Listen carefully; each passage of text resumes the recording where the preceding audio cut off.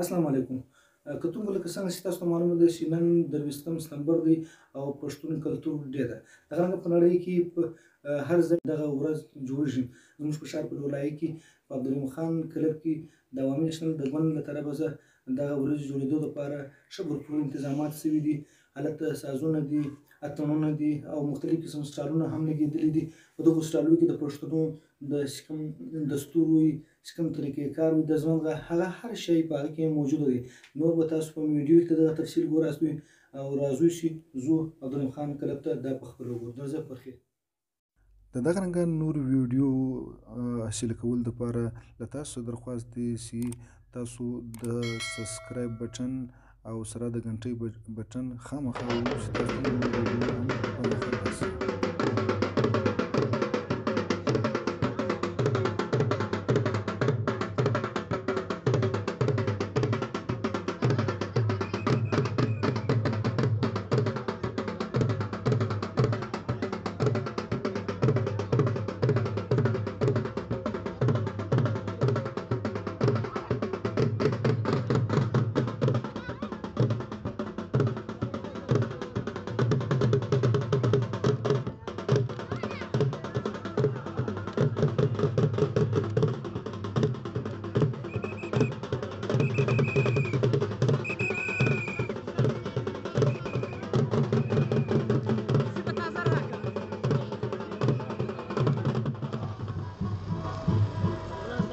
له اتڼ سره سره په دغه کلتوري میله کې چې د یوې ورځې دپاره په 23 سپتمبر باندې جوړه سوې ګوله دغه سټالونه هم د خلکو ډېر توجه مرکز و. په دغه سټالو کې تاسو روایتي زنانه کپړې چې د ناوې دپاره کوم د ګل ټیکری تیارېږي او دغه رنګه چې په کوزده کې کوم ټیکری ورکوږي هغه لالجمان او نور چې کوم زموږ د علاقې د روایاتو مطابق توره او سره سره پخواني توپکونه او سره سره لنده هم د خلکو د توجه مرکز وه.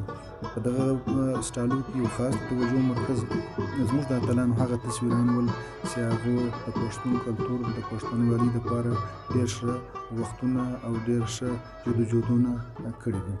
خلکو په دغه کلتور کې روایتي کپړې او روایتي چې کوم طرز عمل پخوانی هغه خپل کړی وي او دغه خلک د خلکو د توجه مرکز هم و. چغک رباب چې زموږ د سیمې یو پخوانی زوړ یو کلتوري کلتور و چې خلکو به شپې په دغه باندې سبا کولې. دغه رنګه د خلکو مرکز و او شاوخوا خلک به دغه ناست وو. دغه ډېر په خوند اورېدله د خلکو د توجه مرکز هم و. دغو سټالو ته وختان په وختان خلک راتلل او خپل د خوښي هغه ځایونه کتل چې کوم دلته د توجه مرکز و. په دغه سټال کې د توجه مرکز یو خاص هغه کږدۍ وه چې خاص په هغه روایتي انداز کې جوړه سوې وه چې په کومه کږدۍ کې هر پښتانه زما په خیال دی چې وخت تېر کړی دی. په دغه کښتۍ کې کوچنی ماشومان هم ناست وو چې د هغه کلتور روایاتو پېښولو په اړه باندې خلکو ته خپلې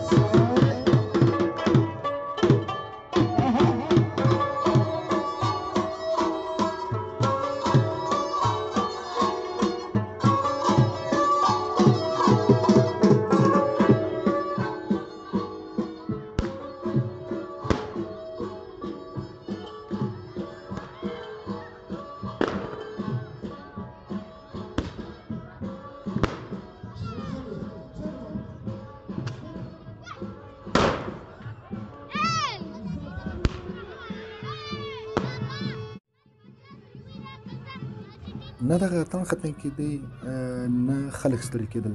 دغه سلسله هغه رنګه هم دوام لرله او خلک هغه رنګه د اتڼ کې برخه اخیستلو بعد بیا هغه روایتي کلتوري سټایلونه چې لګېدلي وو هغه ته راتلل او خپل تصویران یې په خپلو کیمرو کې قلمبند کول او مختلفو ټي وي چینلانو سوشل میډیا اکټیویسټ هم دغه تصویران اخیستل او خاص کار هغه کوچني ماشومان د دوی د توجه مرکز وو او خلکو باقاعده له دغو سره تصویران اخیستل. نو په دغه حواله باندې ورځ هم په موسمي لحاظ باندې ډېره ښه وه او موسم خو نو بیا اتڼ نور هم ډېر ګرم کړی وي او خاص کار په دغه میله کې یو نه بلکې ډېر داسې خلک وو چې په روایتي انداز په روایتي کپړو کې د خلکو د توجه مرکز ډېر و. خلکو د دغو سره تصویران اخیستل او ده هم خپل خنجر خپل پټکی خپله جامه له سهاره تر دغه مازدیګره پورې اغوستې وله او خلکو سره له ده سره تصویران اخیستل. وزیر خان چې زموږ د سیمې یو نامتو هنرمند دی ډېر شي کاکړي یایي دغه هم د دغې کلتوري میلې